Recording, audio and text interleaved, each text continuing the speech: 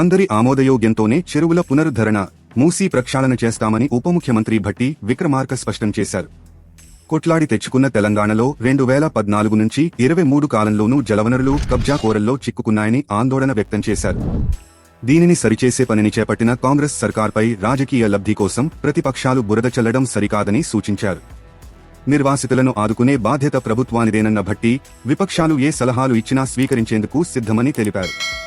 హైడ్రా పనితీరు, చెరువులు పునరుద్ధరణ, మూసీ ప్రక్షాళనపై విపక్షాలు విమర్శలు చేస్తున్న వేళ ఉప ముఖ్యమంత్రి Bhatti Vikramarka power point presentation ద్వారా పూర్తి వివరాలు అందజేశారు.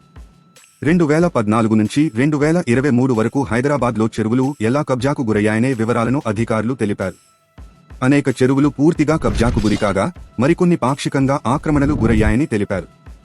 ఇవన్నీ హైదరాబాద్ ప్రజలు ఆస్తి అని, వీటిని రేపటి తరానికి అందించాల్సిన బాధ్యత ప్రభుత్వంపై ఉందన్నారు. ఇది ప్రజాప్రభుత్వం, పారదర్శకమైన ప్రభుత్వమన్న భట్టి, ప్రభుత్వంపై ప్రతిపక్షాలు నిరాధార ఆరోపణలు చేస్తున్నాయని మండిపడ్డారు. హైదరాబాద్లోని చెరువులు ప్రజల ఆస్తి అని, హైదరాబాద్ అంటేనే రాక్స్, లేక్స్, పార్క్స్ అని వ్యాఖ్యానించారు. ఇవి భాగ్యనగరాన్ని మరింత ఆకర్షణీయంగా మార్చాయని తెలిపారు. నగరంలో గత కొన్నేళ్లుగా చెరువులు మాయమవుతున్నాయన్న ఆయన, మూసీని ఆధునికీకరించాలని గతంలో చాలా ప్రయత్నాలు జరిగాయని గుర్తు చేశారు. శాటిలైట్ మ్యాప్ల ద్వారా చెరువుల ఆక్రమణలను గుర్తిస్తున్నట్లు వివరించారు.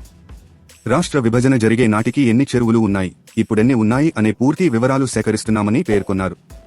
హైడ్రాను తీసుకొచ్చింది ముఖ్యమంత్రి కోసమో, మంత్రుల కోసమో కాదని, చెరువులు అన్యాక్రాంతం కాకుండా కొత్త నిబంధనలు తెచ్చుకున్నామని అన్నారు.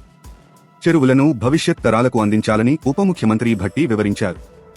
ఇప్పటికైనా చెరువుల ఆక్రమణ ఆపాలన్న డిప్యూటీ సీఎం, మూసీలో మంచినీళ్లు లేకుండా డ్రైనేజీగా మార్చేశామని ఆవేదన వ్యక్తం చేశారు.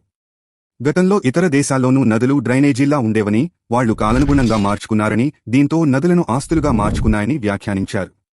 మూసీ సుందరీకరణకు 1,50,000 కోట్లు ఖర్చు అవుతుందని ప్రతిపక్షాలు అంటున్నాయన్న ఆయన, టెండర్లే పిలవకుండా 1,50,000 కోట్లు అవుతుందని ఎలా చెబుతారని ప్రశ్నించారు. మూసీ సుందరీకరణ అంశంపై ప్రతిపక్షాలు తమ ఆలోచనలు తమకు తెలియజేయాలని కోరారు. మూసీ పరివాహక ప్రాంత ప్రజలకు ఎవరికీ ఇబ్బంది కలిగించమన్న భట్టి, ఇళ్లను తొలగించిన బాధితులకు వేరే చోట ఇళ్లు ఇస్తున్నామని తెలిపారు. కూలగొట్టిన ఇళ్ల కంటే మెరుగైన ఇళ్లను కల్పిస్తున్నట్లు చెప్పుకొచ్చారు. ప్రజలకు మేలు జరగకూడదనేదే ప్రతిపక్షాల అజెండా అని ఘాటుగా స్పందించారు.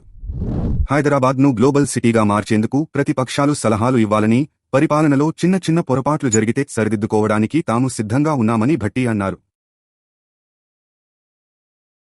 తాజా సమాచారం కోసం లైక్ చేయండి, సబ్స్క్రైబ్ చేయండి, నోటిఫికేషన్ల కోసం గంట సింబల్ ఆన్ చేసి పెట్టండి.